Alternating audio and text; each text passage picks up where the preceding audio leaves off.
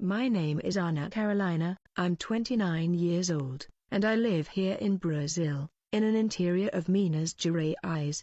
I'm not a pastor, I don't hold any position in the church, I'm not a leader of anything, I'm just a woman who works, pays her bills, and tries to live close to God as best I can. But something changed in the last few months, and it wasn't a small change. It was a change that kept me up at night, that made me cry alone in my room, that left me with a weight on my chest that hasn't gone away yet. I received a revelation. I don't know what else to call it. And this revelation wasn't about dates or pretty prophecies.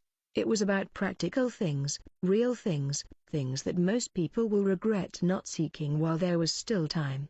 I tried to ignore it, I really did, because who am I to talk about these things? But God wouldn't leave me alone. Every time I prayed, it came back. Every time I opened the Bible, I received confirmation. Until one night, crying, I said, "Okay, Lord. I'll speak, but you'll have to give me courage," and here I am. My voice still trembles, but I obey because what God has shown me isn't to scare me, it's to prepare me. And if you've come this far, perhaps it's because He wants to prepare you too. So take a deep breath with me and come hear what needs to be said. Because after 2026 begins, it will be too late to chase it. And I don't want you to regret it. It all started when I felt a strange unease. You know? When you can't explain it, but something inside you screams that something is wrong. That was it, just stronger, more urgent. I started having recurring dreams where I saw empty shelves, pharmacies without medicine, gas stations without fuel, people running desperately for their basics. At first, I thought it was just anxiety, something in my head, but the dreams didn't stop and they got worse. More detailed, more real, until one night I woke up and couldn't fall back asleep. I went to the living room, lit a candle, opened the Bible, and began to pray quietly. And it was there that I heard Him, not with my ears, but with my spirit. A clear, firm voice, unhurried. "Tell my people, they will have to prepare." I froze. I was paralyzed because it wasn't in my head. "Prepare how, Lord?" I asked, trembling, and the answer came directly. "Tell them what they will regret not seeking." At that moment, a list began to appear in my mind. It wasn't just any list. It was a list of things God was showing me that would disappear, become more expensive, or be impossible to obtain. And the worst part was, most of these things were within my reach right now, but no one was paying attention to them. I spent the rest of the night writing everything down. My hand was shaking, but I wrote because I knew that if I didn't, I would forget. Worse still, I thought it was just my imagination. But no. I know it wasn't. From that day on, I began to observe things differently. Paying attention to what people do, what they buy, what they ignore. And I realized something terrifying. No one prepares for anything. Everyone lives as if tomorrow will be the same as today, as if nothing could change. But it will change, and it will change rapidly. God showed me that 2026 will be a defining moment, not because the world will end, but because the world as we know it will collapse. And when that happens, people will realize that they had a chance, that they had time, that they had resources, but they chose to waste them on frivolities. They chose to believe that God will provide without doing their part. And look, God does provide, but He expects us to use the intelligence He gave us. He warned Noah before the flood. Joseph was told to store food before the famine. He warned Lot before the fire. God warns, He always warns, but not everyone listens. And this time the warning is given now to you, to me, to those who have ears to hear, because the regret of not having prepared will be a pain that many will bear. After that night I began to receive confirmations in ways I never expected. A sister from church came to talk to me and said, "Anna, I had a strange dream. I dreamt that you were warning people about something serious. I still hadn't told anyone, not a single person. Another person who barely knows me stopped me on the street and said, I don't know why, but I feel that God wants to use you to say something important."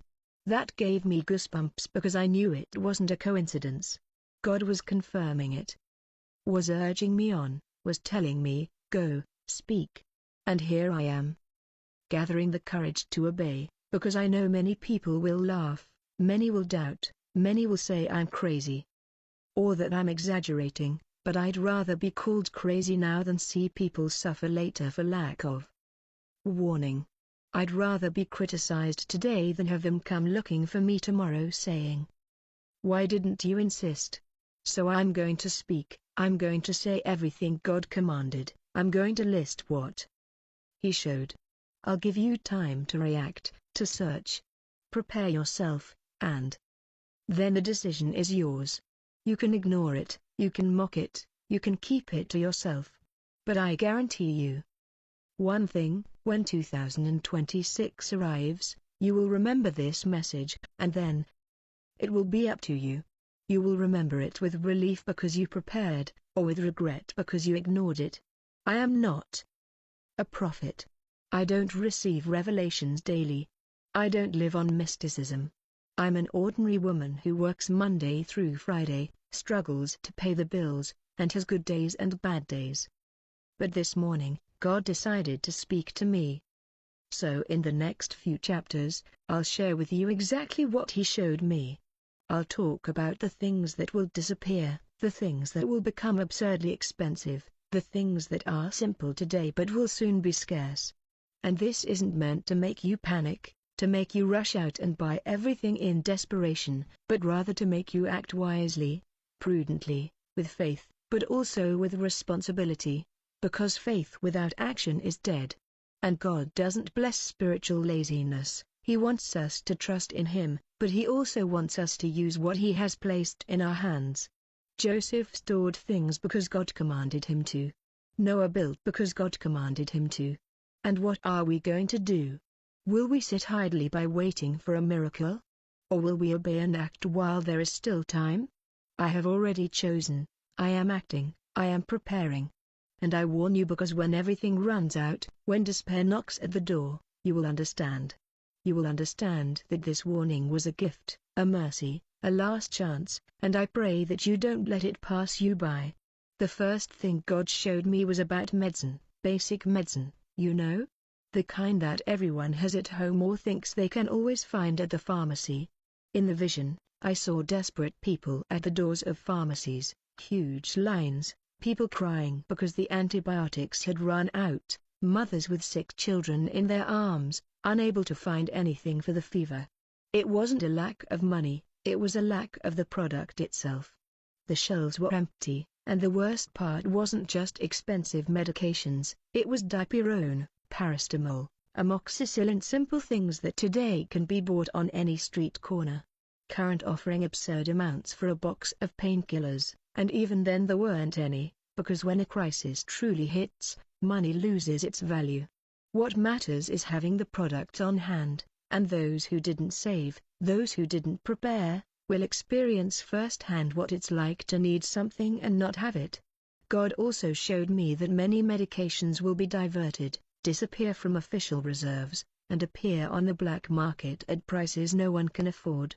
I saw people trading food for medicine, trading gold for antibiotics, trading everything they had for the chance to save a child, a father, a mother.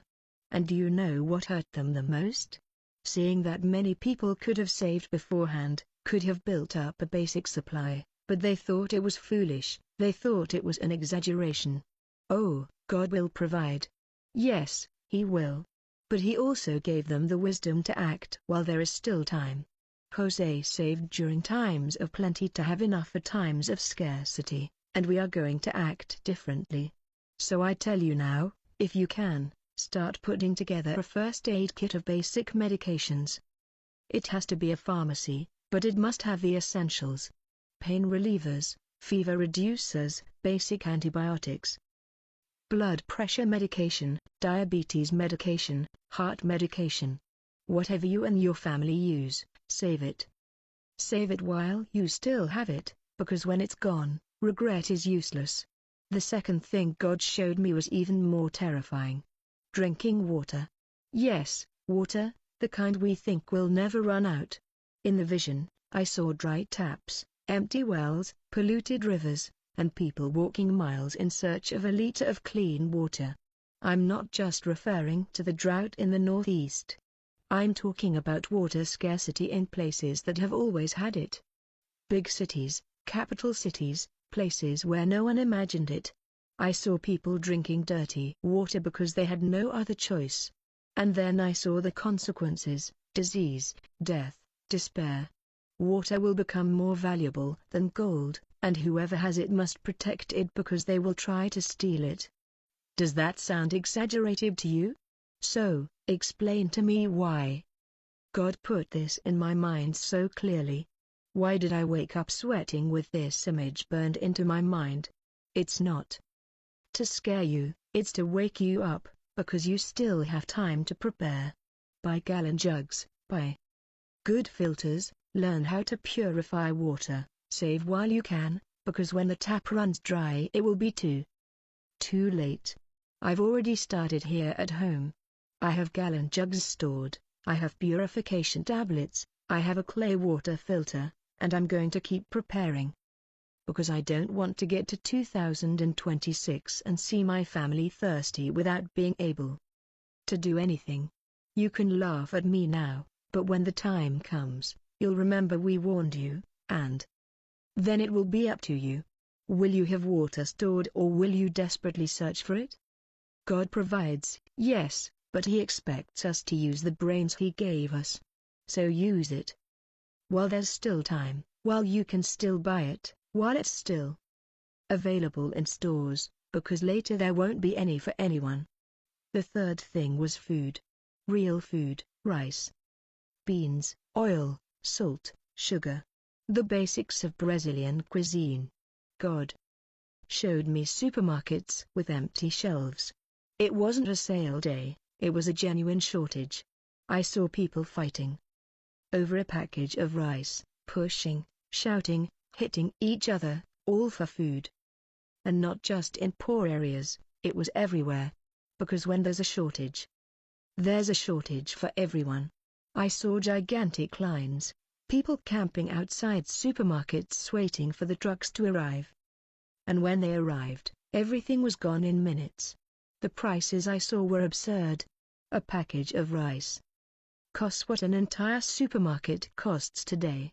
And yet people bought it because they had no other choice. Hunger doesn't wait, hunger doesn't negotiate, hunger hurts. And whoever has never felt real hunger doesn't know the desperation it causes. God showed me families eating only once a day.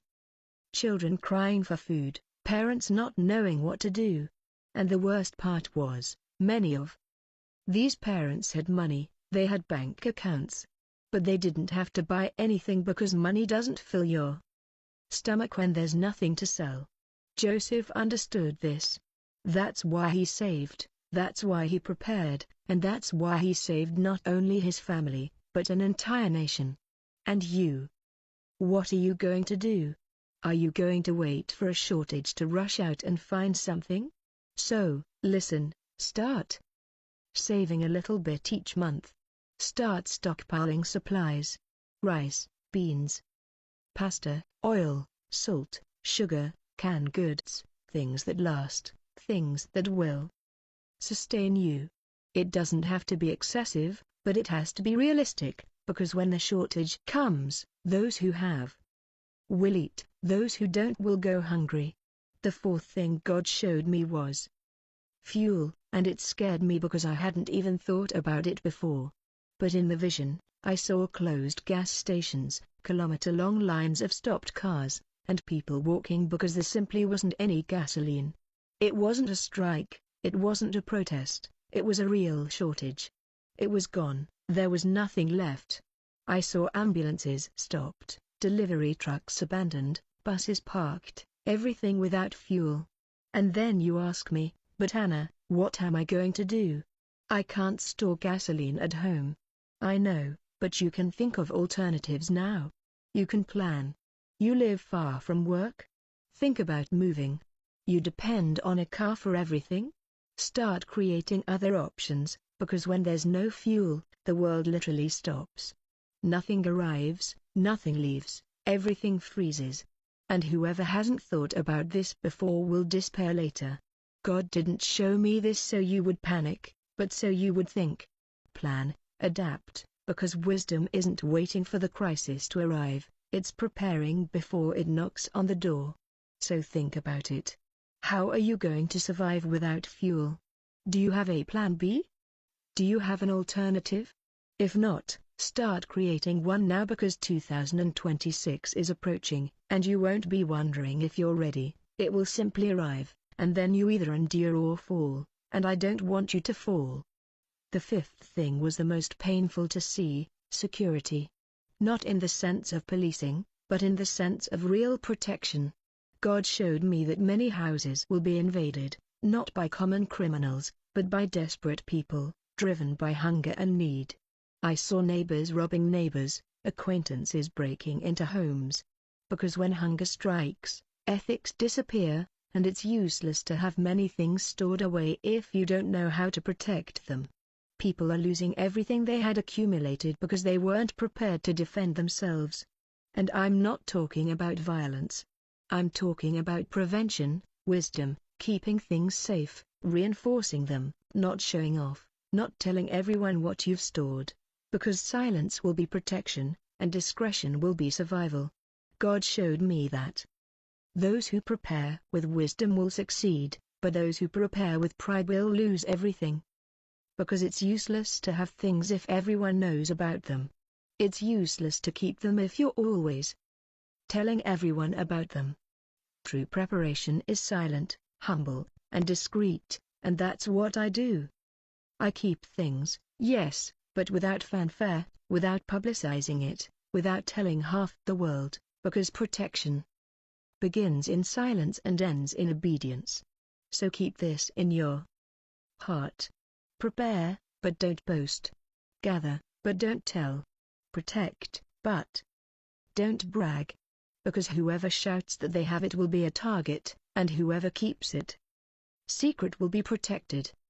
The sixth thing that came in the revelation kept me awake for days.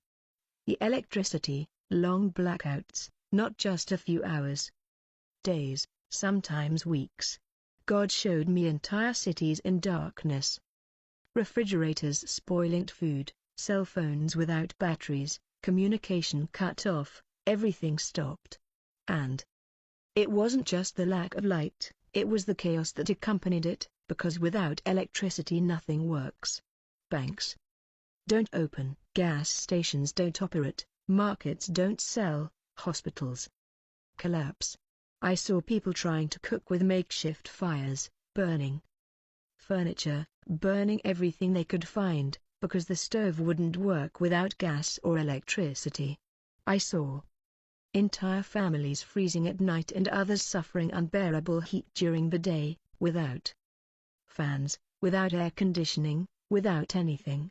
The dependence we have on energy is something we will only understand when it actually fails, and it will. God warned me about this and I began to prepare.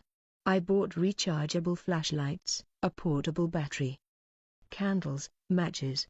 I learned to cook without electricity. I have a camping stove. I have coal stored because I know it will be necessary, and it might seem crazy to you now, but when the power goes out for days, you'll understand. I've seen people offering fortunes for a flashlight, for a charged battery, for anything that brings a little light into the darkness, because physical darkness brings fear, it brings insecurity, and it exposes those who weren't prepared. So I'm telling you, don't depend solely on the electrical grid. Have a plan, have alternatives, because when everything goes out, those who have light will have hope, and those who don't will be in literal and emotional darkness. Don't let that happen to you. Prepare now. While there's still time, while the stores still have it, because later there won't be any for anyone. The seventh thing was so specific that it impressed me. Hygiene products, soap, hand soap, toothpaste, toilet paper, sanitary napkins, diapers. In my vision, I saw mothers crying because they didn't have diapers for their babies, women using cloth diapers because they didn't have sanitary napkins. A family without laundry soap might seem trivial, but when you don't have it, you realize how much you miss it. You end up using sheets to clean yourself, washing clothes with just water, improvising everything because you had nothing else to buy. And the worst part was the prices. A pack of diapers cost what I used to pay in a month's rent. And even then, it was gone in minutes because need doesn't wait, and basic dignity becomes a luxury when there's scarcity. God showed me this so I could warn you.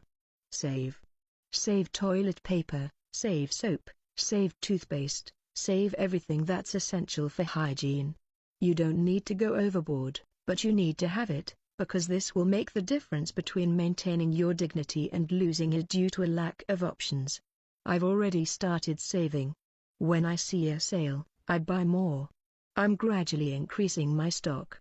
And it's not out of fear, it's out of prudence, it's out of wisdom, it's out of obedience to what God has shown me. Because He didn't give me this revelation so I could sit idly by. He gave it to me. He gave me the opportunity to act and to warn you.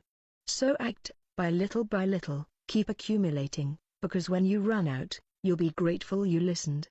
And if you have young children, elderly people at home, or someone who depends on specific products, stock up twice as much, because someone else's need can become your own desperation if you're not prepared. Don't let that happen. Act now. The eighth thing God showed me was something I had never thought about. Seeds. Yes, seeds to plant, to produce your own food. In the vision, I saw people trying to plant anything in pots, on patios, on any kind of land. But there were no seeds because everyone had the same idea at the same time. And when that happens, it runs out quickly. Currently paying absurd amounts for a handful of tomato seeds, lettuce seeds, anything edible, because when you can't buy them, you need to produce them, and to produce, you need seeds. It's no use having land, having the will, having the time if you don't have the seeds to start. God warned me about this, and I, who had never planted anything in my life, began to learn. I bought seeds, learned how to store them properly so they wouldn't spoil. I started planting some things at home to practice, to learn how it works, because when the time comes, there won't be a YouTube tutorial, there won't be time to learn. You either know it or you starve. I saw entire families eating only what they had grown and thanking God for having started earlier because they were prepared. And I saw others dying of hunger surrounded by fertile land because they had no seeds, no knowledge, nothing. So I implore you, don't wait for a crisis to think about this. Start now. Buy seeds, learn to plant, even if it's just in a pot. Even if it's something small, but learn, practice, save seeds, because self-sufficiency can be the difference between life and death in 2026. And God is warning you now, while there is still time, while there are still seeds to buy and soil to use. The ninth thing was so heavy that I cried for days. Controlled medications. Psychiatric medications, for anxiety, for depression, for sleep, for anything that requires a special prescription. God showed me people in withdrawal because they could no longer get their medications. There were no prescriptions, no stock, nothing. I saw people going crazy. Literally because their bodies were addicted to the medication and suddenly everything stopped working. And it wasn't their fault, it was simply a lack of it. The medications disappeared, the pharmacies ran out, the doctors could no longer prescribe them. I saw suicides, I saw nervous breakdowns, I saw desperate families trying to cling to someone who was out of control due to lack of medication. And that broke my heart because so many people depend on it to live, and when it runs out, the suffering is real, it's physical, it's brutal. God showed me this so that I could warn, especially those who take these kinds of medications. Talk to your doctor now. Try to get a supply. Explain the situation to them. Some doctors will understand. Some will help you maintain a minimum stock, but it has to be now, not in 2026. Because when we get there, there won't be enough doctors to treat patients, there won't be a functioning system, there won't be anything, and those who depend on it will suffer in a way that no one deserves. So if you take controlled medications or know someone who does, take action, talk to your doctor, look for alternatives, save what you can, because the lack of these medications will create a wave of psychological suffering that will be devastating. And I don't want you or a loved one to go through that. So prepare yourself while you can, because later it will be too late, and the regret of not seeking help will be an irreparable pain. The 10th thing God showed me completed the cycle of revelation. Practical knowledge, skills, knowing how to do things with their own hands. In the vision, I saw that those who knew how to repair, plant, cook, sew, heal wounds, purify water, and make fire, these people became valuable because in a real crisis, a diploma is worthless, a degree doesn't fill your stomach, and a resume doesn't save lives. What saves lives is knowing how to do something, having practical skills, being able to manage when there's no one else to do it for you. People exchange services for food. I'll fix your fence if you give me a plate of food. I'll heal your wound if you give me water, because money lost its value, but skills gained it. And those who didn't know how to do anything became hostages, dependent, vulnerable. God showed me this so I could learn and so I could warn you. Learn something, anything, but learn. Learn basic first aid. Learn to sew. Learn to make a fire. Learn to purify water. Learn to plant. Learn to cook from scratch, because when everything falls apart, what will keep you standing is what you know how to do, not what you have in your bank account. Not your job, not your degree, it's what your hands know how to do, it's what your mind has learned, it's what you can offer in exchange for survival. I started learning, I take online courses. Watch videos, practice, make mistakes, try again because I don't want to be useless when the crisis hits.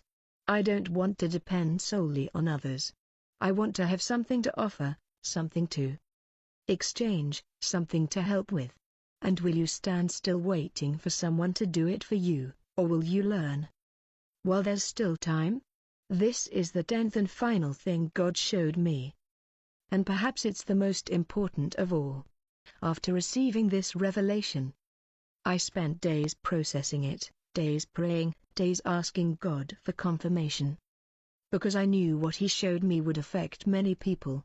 And I also knew that there would be those who would doubt, those who would criticize, those who would call it exaggeration or desperation. But do you know what bothered me the most? It wasn't the criticism, it was the idea that someone could hear and do nothing, because I didn't receive this to keep to myself, I received it to share, to warn, to give people a chance to prepare. And if you've read this far and you're still thinking, just let it go, nothing will happen, then I ask you, what if it does happen? What if everything I saw comes true? What if 2026 really is the year God showed me it would be? Will you be prepared, or will you be in the middle of the desperate crowd running after what they no longer have? Because repentance won't change anything. I should have listened. It won't fill your stomach, it won't soothe your child, it won't protect your family. What will protect you is what you do now. The decisions you make today, the actions you take while there is still time. God gave me this revelation as a gift, as a last chance to prepare, and I pass it on to you in the same spirit.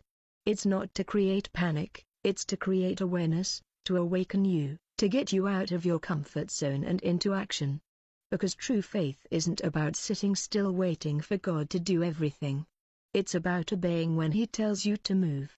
Noah had faith, but he also built the ark, and Joseph had faith, but he also stored food. David had faith, but he also gathered stones. Faith and action go hand in hand. And if you have faith, then act, prepare, seek, protect, learn, because God did His part. He warned you. Now the remaining part is yours. Many people I was wondering, Anna, how do I start? Where do I begin? I don't have the money to buy everything at once. And I understand. Me neither. I still don't have it. But you know what I did? I started little by little with what I could. 1 month I'd buy extra medicine, the next a few packages of candles, then a few kilos of rice and beans, little by little, without rushing, but consistently, because what matters isn't the quantity, it's the attitude. It's about moving from passivity to obedience. You don't need to become a professional prepper. You don't need to build a bunker. You don't need to spend everything you have, but you need to start. You need to take the first step. You need to get off the couch and act. Make a list of the things I mentioned, the things you use, the things your family needs, and start buying little by little within your budget, without desperation, but with purpose. Because when you add it all up at the end of a few months, you'll see that you've managed to save much more than you imagined. And when 2026 arrives, you won't be empty-handed, you won't be standing in line, you won't be desperate, you'll be prepared, calm, protected, because you listened and obeyed. And that's the difference between those who prepare and those who just wait. One faces the crisis with dignity, the other faces it with despair. Which do you want to be? The decision is yours, but time to choose is running out. So choose now and act according to your choice, because God will not do for you what He has given you the ability to do on your own. Something God also made clear in Revelation is that it's not just for you, it's for your family, for your loved ones, and if possible, to help those in need, because selfish preparation will not be blessed. Saving only for yourself, thinking only of yourself, is not wisdom, it's greed. God showed me that those who prepare with a generous heart will receive supernatural protection. But those who prepare with a closed heart will lose everything in unexpected ways, because God honors those who honor others, and those who only think of themselves end up alone when they need Him most. So when you save thinking, this can save my family and help someone who couldn't prepare. You don't need to go around telling everyone. You don't need to announce it. But at the right time, if God shows it to you, you can extend your hand, and that will make all the difference, because the crisis will reveal people's character, and those with a servant's heart will shine in the darkness. I'm preparing myself this way, saving for myself, but I'm also saving so I can help, because I know there will be people in need. And if God warned me beforehand, it's because He expects me to be a channel of blessing for those who weren't warned or who were warned but lacked the means. So prepare yourselves with generosity, with love, with compassion, because true preparation isn't just material, it's also spiritual. And whoever prepares their heart along with their provisions will have peace in the midst of chaos, joy in the midst of scarcity, faith in the midst of despair, because they will know they are not alone, that God is in control, and that everything they did was obedience, not fear. And it is this difference that will sustain you when everything around you collapses. So don't prepare with fear, prepare with faith, with wisdom, with love, and let God take care of the rest. There is something I need to make very clear. Physical preparation without spiritual preparation will be useless. You can have a house full of food, medicine, water, but if your heart is empty of God, you will have no peace, no protection, no deliverance, because true security doesn't come from what you hoard. It comes from whom you serve, whom you obey, in whom you trust. God showed me materially prepared houses being destroyed and simple houses with almost nothing being protected supernaturally. Do you know why? Because what makes the difference is not the reserves, it is the presence of God, it is obedience, it is true faith. So before you go out to buy everything, kneel, pray, ask for guidance, ask for wisdom, ask for protection, because without God you are vulnerable. No matter how much you've stored, no matter how much you've prepared, if God isn't with you, you won't endure, you'll despair, you'll lose your peace, you'll fall. But if God is with you, even with little, you'll have everything you need, because He multiplies, He protects, He sustains. So, the first preparation you need to make is spiritual, it's repenting of what you need, fixing what's wrong, seeking His presence. After that, then you can act according to natural means, you save, you prepare, you organize, but always with God in front, always with faith, always knowing that it's He who will deliver you, not your provisions. Because provisions are tools, but God is the protector. And without Him, no tool will work properly. So, always put God first in everything and let Him guide you in what to save, what to buy, what to do. 1. Last thing before we end this chapter. Some people will criticize you, some people will laugh at you. Some people will call you crazy, exaggerated, paranoid. Because the opinions of others won't feed you when food is scarce, won't heal you when medicine is scarce, won't protect you when chaos strikes.